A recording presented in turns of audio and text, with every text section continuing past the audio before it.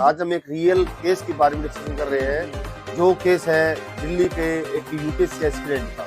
ये घटना अक्टूबर 2025 की है, जिसमें एक कमरे में आग लगती है, फायर ब्रिगेड आती है, आग बुझाई जाती है और अंदर से एक झुलसा हुआ शव बरामद होता है। पहचान हुई एक एस्पिरेंट की जो तैयारी कर रहा था यूपीएससी की। अब इसमें एक इंटरेस्टिंग बात यह है कि उसकी एक दोस्त थी और वो बेसिकली लिव इन रिलेशनशिप में रह रहा था।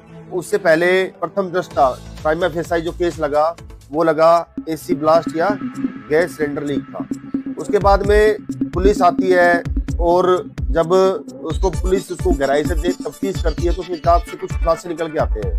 पहला, अगर मैं कहूँ तो सबसे पहले तो ये लिव इन रिलेशनशिप का मैटर है। लिव इन रिलेशनशिप को मैं बता दूं कि एक लड़का एक लड़की बिना शादी के साथ रह रहे हैं। तो जब इसकी इन्वेस्टिगेशन होती है फर्दर, तो जब सीसीटीवी फुटेज को देखा जाता है, सीसीटीवी कैमरे में दिखता है, रात लगभग 2:57 पर दो मुखौटा पहने लड़के और कुछ देर बाद एक लड़की बाहर निकलती है। इंटरेस्टिंग बात है वो ये है कि जो ये लड़की थी ये फोरेंसिक साइंस की स्टूडेंट थी।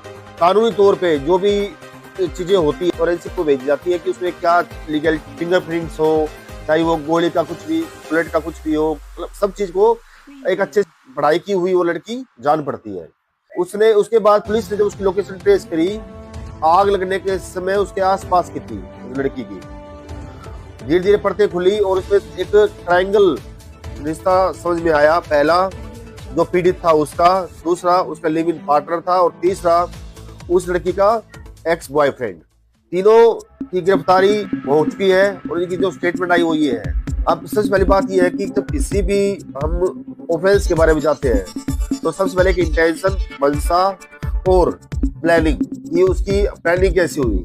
पुलिस ने बताया कि जो उनको इंटेरोगेट किया गया तो वहां से ये चीज समझ में आई कि पीड़ित था जिसका मर्डर किया गया है वो सीक्रेटली गुप्त रूप से वीडियो रिकॉर्डिंग उस लड़की की और लैपटॉप में 15 और लड़कियों के अश्लील वीडियो थे, जिसके बेस पे वो उसको ब्लैकमेल कर रहा था।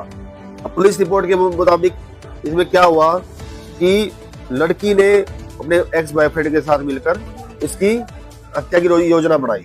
पुलिस रिपोर्ट के अनुसार पहले उसका गला दबाया गया, फिर उसको घी, वाइन और तेल डाला गया उसपे और फिर गैस सिलेंडर का वॉल्व खोल दिया जिससे कि उसको लगे कि एक्सीडेंट हुआ है। आग लगाकर ये लोग फरार हो गए, लेकिन सीसीटीवी लोकेशन में चीजें आ गई है। और ये प्लानिंग एक फोरेंसिक साइंस के स्टूडेंट की है कि वो कोई क्राइम करना चाहता है, उसके लिए एक सबक है। पहला, इसी केस की बात करें तो इसमें पहली बात ये है कि टू प्राइवेसी को वायलेट किया गया है।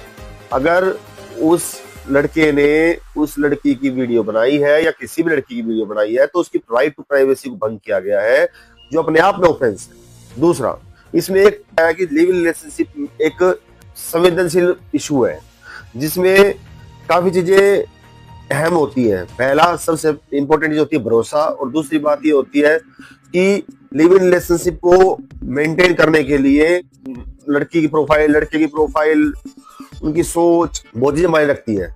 लिव इन रिलेशनशिप को इंडिया में एज ए हस्बैंड वाइफ की जैसे कोई मान्यता नहीं है। तो अगर लिव इन रिलेशनशिप को अगर कोई इंसान रह रहा है तो मैं उनको यही सलाह दूंगा कि लिव इन रिलेशनशिप शादी का अल्टरनेट नहीं हो सकता। उस लड़की ने गलत तरीके से समझा और इसकी इंपॉर्टेंस ये होती है कि इस केस की अगर बात करें, सीसीटीवी कैमरा की footage, phone tracing, hard disk में जो डिजिटल साक्ष्य आए वो, ये सब इस केस को सुलझाने के लिए बहुत इंपॉर्टेंट कड़ी बनी है।